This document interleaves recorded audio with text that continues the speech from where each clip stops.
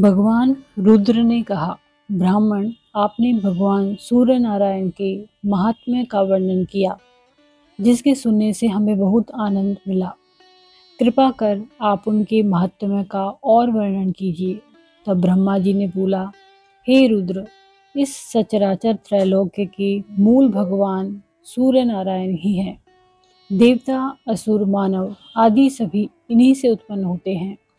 इंद्र, चंद्र, रुद्र, ब्रह्मा, विष्णु तथा शिव आदि जितने भी देवता हैं, सब में इन्हीं का तेज व्याप है। अग्नि में विधि पूर्वक दी हुई आहुति सूर्य भगवान को ही प्राप्त होती है।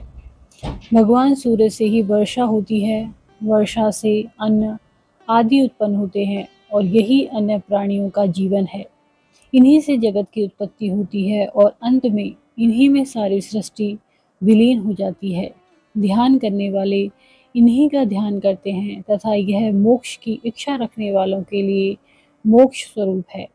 यदि सूर्य भगवान ना हो तो क्षण, मुहूर्त, दिन, रात्रि, पक्ष, मास, ऋतु, आयन, वर्ष तथा युग आदि काल विभाग हो ही नहीं, और काल विभाग न होने से जगत का कोई भी व्यवहार भी नहीं चल सकता। ऋतुओं का विभाग न हो तो फिर फल, मूल, खेती, औषधियाँ आदि कैसे उत्पन्न हो सकती हैं, और इनकी उत्पत्ति के बिना प्राणियों का जीवन भी कैसे रह सकता है। इससे यह स्पष्ट है कि इस चरात्मक विश्व के मूलभूत कारण भगवान सूर्य नारायण ही है। सूर्य भगवान बसंत ऋतु में कपिल वर्ण, ग्रीष्म ऋतु में तप्त वर्ण के समान, वर्षा ऋतु में श्वेत, शरद ऋतु में पांडु वर्ण, हेमंत में ताम्र वर्ण और शिशिर ऋतु में रक्त वर्ण के होते हैं। इन वर्णों का अलग अलग फल है। हे रुद्र भगवान, उसे अब आप सुनिए। यदि सूर्य भगवान असमय में कृष्ण वर्ण के हों तो संसार में भय होता है। ताम्र वर्ण के हों तो सेनापति का नाश होता है। पीत वर्ण के हों तो राजकुमार की मृत्यु, श्वेत वर्ण के हों तो राजपुरोहित का ध्वंस, और चित्र अथवा धूम्र वर्ण के होने से चोर और शस्त्र का भय होता है। परंतु ऐसा वर्ण होने के बाद भी यदि वर्षा हो जाती है तो अनिष्ट फल नहीं होते। तब भगवान रुद्र ने पूछा, ब्राह्मण भगवान, सूर्य की रथ यात्रा कब और किस विधि से की जाती है?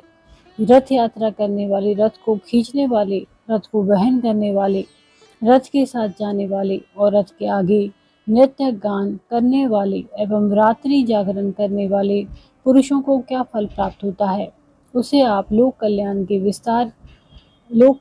लिए विस्तार से बताइए। ब्रह्मा जी कहने लगे, रुद्र भगवान, आपने बहुत उत्तम प्रश्न किया। अब मैं इसका वर्णन करता हूँ, आप इसे एकाग्र मन से सुने। भगवान सूर्य की रथ यात्रा और इंद्र उत्सव, यह दोनों जगत के कल्याण के लिए मैंने परिवर्तित किए हैं। जिस देश में ये दोनों महोत्सव आयोजित किए जाते हैं, वहाँ दुर्भिक्ष आदि उपद्रव नहीं होते और न चोरी आदि का कोई भय रहता है। इसलिए अकाल आदि उपद्रवों की शांति के लिए इन उत्सवों को मनाना चाहिए। मार्गशीर्ष मास के शुक्ल पक्ष की सप्तमी तिथि को घी के द्वारा भगवान सूर्य को श्रद्धा पूर्वक स्नान कराना चाहिए। ऐसा करने वाला पुरुष सोने के विमान में बैठकर अग्निलोक को जाता है और वहां दिव्य भोग प्राप्त करता है। जो व्यक्ति शक्कर के साथ शाली चावल का भात, मिष्ठान और चित्रवर्ण के भात को भगवान सूर्य को अर्पित करता है, वह ब्रह्मलोक को प्राप्त होता है। जो प्रतिदिन भगवान सूर्य को भक्ति पूर्वक घी का उपटन लगाता है, वह परम गति को प्राप्त होता है। पौष मास की शुक्ल सप्तमी को तीर्थों के जल या पवित्र जल से वेद मंत्रों के द्वारा भगवान सूर्य को स्नान कराना चाहिए। सूर्य भगवान के अभिषेक के समय प्रयाग, पुष्कर, कुरुक्षेत्र, नैमिष, प्रतुदक, शोण, गोकर्ण, ब्रह्मावर्त, कुशावर्त, बिलवक, नील पर्वत, गंगा द्वारा गंगा सागर, कालप्रिय, मित्रवन, भांडीर वन, चक्र तीर्थ, राम तीर्थ, गंगा, यमुना, सरस्वती, सिंधु, चंद्रभागा, नर्मदा, पितृवती, शिवा, पयोश, कृष्णा, वेण्या, पुष्करणी, कौशिकी तथा सरयू आदि सभी तीर्थों, नदियों और समुद्रों का स्मरण करना चाहिए। दिव्य आश्रमों और देव स्थानों का भी स्मरण करना चाहिए। इस प्रकार स्नान कराकर 3 दिन 7 दिन एक पक्ष अथवा मास भर उस अभिषेक के स्थान में ही भगवान का अधिवास करें और प्रतिदिन भक्ति पूर्वक उनकी पूजा करते रहें। माघ मास के कृष्ण पक्ष की सप्तमी को मंगल क्लेशों और वितान आदि से सुशोभित चौकोर एवं पक्के ईंटों से बनी वेदी पर सूर्य नारायण भगवान को भली भांति स्थापित करके हवन, ब्राह्मण भोजन, वेद पाठ और विभिन्न प्रकार के नृत्य, गीत, वाद्य आदि उत्सवों को करना चाहिए। इसके बाद माघ शुक्ल चतुर्थी को अयाचित व्रत करें, पंचमी को एक बार भोजन करें, षष्ठी को रात्रि के समय ही भोजन करें और सप्तमी को उपवास करके हवन, ब्राह्मण भोजन आदि संपन्न करें। सबको दक्षिणा देकर पौराणिक की भली भांति पूजा करें। इसके बाद रत्न जटित स्वर्ण के रथ में भगवान सूर्य को विराजित करें। उस रथ को उस दिन मंदिर के आगे ही खड़ा करें। रात्रि में जागरण करें और नृत्य गीत चलता रहे। माघ शुक्ल अष्टमी को रथ यात्री करना चाहिए। रथ के आगे विविध बाजे बजते रहें, नृत्य गीत और मंगल वेद ध्वनि होती रहे। रथ यात्रा प्रथम नगर के उत्तर दिशा से प्रारंभ करनी चाहिए, पुनः क्रमशः पूर्व, दक्षिण और पश्चिमी दिशाओं में भ्रमण करना चाहिए। इस प्रकार रथ यात्रा करने से राज्य के सभी उपद्रव शांत हो जाते हैं, राजा को युद्ध में विजय मिलती है तथा उस राज्य में सभी प्रजाएं और पशु निरोग एवं सुखी हो जाते हैं। रथ यात्रा करने वाले रथ को वहन करने वाले और रथ के साथ चलने वाले सूर्यलोक में निवास करते हैं। तब भगवान रुद्र ने कहा, हे ब्राह्मण, मंदिर में प्रतिष्ठित प्रतिमा को किस प्रकार उठाना चाहिए और किस प्रकार रथ में विराजमान करना चाहिए, इस विषय में मुझे संदेह हो रहा है, क्योंकि वह प्रतिमा तो स्थिर अर्थात अचल प्रतिष्ठित है, इसलिए उसे कैसे चलाया जा सकता है। कृपया कर आप मेरे इस संशय को दूर कीजिए। तो ब्रह्मा जी बोले, संवत्सर के अवयवों के रूप में जिस रथ का पूर्व में मैंने वर्णन किया है, वह रथ सभी रथों में पहला रथ है। उसको देखकर ही विश्वकर्मा ने सभी देवताओं के लिए अलग अलग विविध प्रकार के रथ बनाए हैं। उस प्रथम रथ की पूजा के लिए भगवान सूर्य ने अपने पुत्र मनु को वह रथ प्रदान किया। मनु ने राजा इक्ष्वाकु को दिया और तब से यह रथ यात्रा पूजित हो गई और परंपरा से चली आ रही है। इसलिए सूर्य भगवान की रथ यात्रा का उत्सव मनाया जाना चाहिए। भगवान सूर्य तो सदा आकाश में भ्रमण करते रहते हैं, इसलिए उनकी प्रतिमा को चलाने में कोई भी दोष नहीं है। भगवान सूर्य के भ्रमण करते हुए उनका रथ एवं मंडल दिखाई नहीं पड़ता, इसलिए मनुष्यों ने रथ यात्रा के द्वारा ही उनके रथ एवं मंडल का दर्शन किया है।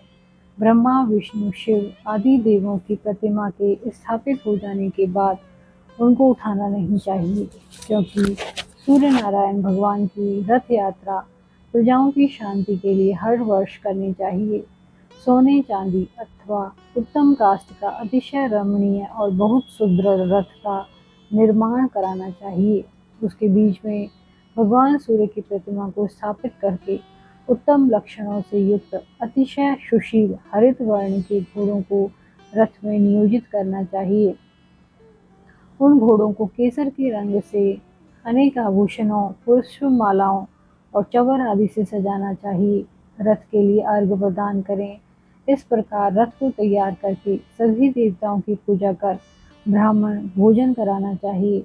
दक्षिणा देकर दीन, अंधे, उपेक्षितों तथा अनाथों को भोजन आदि से संतुष्ट करना चाहिए। उत्तम, मध्यम अथवा अधम किसी भी व्यक्ति को विमुख नहीं होने देना चाहिए।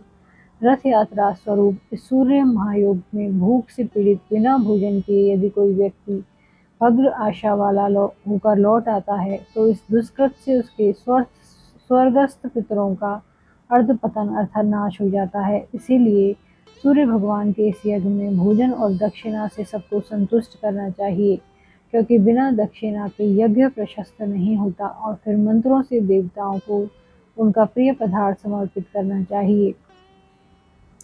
इसके बाद मंत्रों से बलि देकर वामदेव पवित्र मान श्लोक रचाओं का पाठ करें। फिर पुण्य वाचन और अनेक प्रकार के मंगल वाद्यों की ध्वनि कर सुंदर एवं समतल मार्ग पर रथ को चलाएं जिससे कहीं पर धक्का न लगे। घोड़े के हवा में अच्छी बैलों को रथ में लगाना चाहिए या पुरुषगण ही रथ को खींचे। 30 या 16 ब्राह्मण जो शुद्ध आचरण वाले हों तथा व्रती हों, वे प्रतिमा को मंदिर से उठाकर बड़ी सावधानी से रथ में स्थापित करें। सूर्य प्रतिमा के दोनों ओर सूर्य देव की रागी और निशुभा अर्थात क्रमशः संध्या और छाया नामक दोनों पत्नियों को स्थापित करें। निशुभा को दाहिनी ओर तथा रागी को बाईं ओर स्थापित करना चाहिए। सदाचारी वेद पाठी 2 ब्राह्मण प्रतिमाओं के पीछे की ओर बैठें और उन्हें संभाल कर स्थिर रखें। सारथी भी कुशल रहना चाहिए।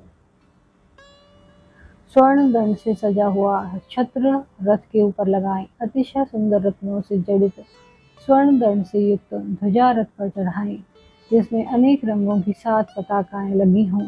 रथ के आगे के भाग में सारथी के रूप में ब्राह्मण को बिठाना चाहिए। श्रद्धा रहित व्यक्ति को रथ के ऊपर नहीं चढ़ाना चाहिए, क्योंकि जो श्रद्धा रहित व्यक्ति रथ पर आरूढ़ होता है तो उसकी संतति नष्ट हो जाती है। ब्राह्मण, क्षत्रिय और वैश्य को ही रथ के वहन करने का अधिकार है। अपने स्थान से चलकर सबसे पहले रथ को उत्तर द्वार पर ले जाना चाहिए। वहां एक दिन तक रथ की पूजा करें और विविध नृत्य, गीत आदि उत्सव, वेद पाठी तथा पुराणों की कथा होनी चाहिए। वहां ब्राह्मण भोजन भी कराना चाहिए। नवमी के दिन रथ चलाकर पूर्व द्वार पर ले जाएं, एक दिन वहीं रहें। तीसरे दिन दक्षिण द्वार पर रथ ले जाएं तथा चौथे दिन पश्चिम द्वार पर रथ को ले जाएं और वहां से नगर के मध्य में रथ को ले जाएं। वहां पूजन और उत्सव करें, दीप मालिका प्रज्वलित करें, ब्राह्मण को दान दें और भोजन कराएं। इसके बाद वहां से मंदिर में रथ को ले जाना चाहिए। वहां नगर के सभी लोग मिलकर पूजन और उत्सव करें। एक दिन रात रथ में ही प्रतिमा रहे। दूसरे दिन भगवान सूर्य की प्रतिमा को रथ से उतारकर बड़ी धूमधाम से मंदिर में स्थापित करें। इस प्रकार सप्तमी से त्रयोदशी तिथि तक रथ यात्रा होनी चाहिए और चतुर्दशी को प्रतिमा पूर्व स्थान में स्थापित कर दी जाती है। इस रथ यात्रा के करने से सभी विघ्न बाधाएं निवृत्त हो जाती हैं। जय श्री कृष्णा।